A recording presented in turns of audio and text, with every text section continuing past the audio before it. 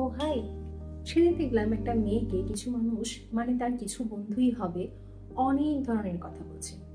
তুই কেন এখনো বিয়ে করছিস না? তোর বয়ফ্রেন্ড তো ওয়েল সেটেল, শ্বশুর বাড়িও একদম ঠিকঠাক, তাহলে কেন তুই বিয়ে করছিস না? আর কদিন পর 25-এ পা দিবি, তাহলে কেন বিয়ে করছিস না? তারপর আমি ভাবলাম মেয়েটা উত্তর দিয়ে চলে যাবে, বাট মেয়েটা কোনো উত্তর দিল না। আর যদি সেই জায়গায় আমি থাকতাম, যদি আমাকে এই কথাটা কেউ বলতো, সেই জায়গায় আমি যে কথাগুলো বলতাম সেটা হলো, আমার শ্বশুরবাড়ির আর্থিক অবস্থা ভালো, আমার বয়ফ্রেন্ডও ওয়েল সেটেলড, বাট আমি সেখানে গিয়ে আমি নিজের কি পরিচয় দেব?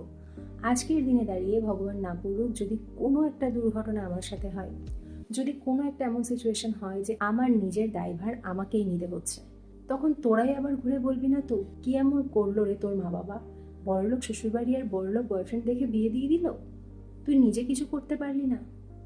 আর এটা শুধু তোরা না রে, এটা পুরো সমাজ আমাকে বলবে।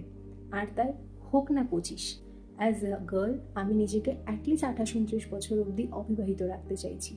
সে আমি যাই করি, বাট আমি রিগ্রেট যাতে না করি আফটার মাই 30, যে সে সময় নিজেকে একটু সময় দিলে হয়তো আজকে জীবনটা আরো অনেক ভালো হতো। I will be stronger, they'll call me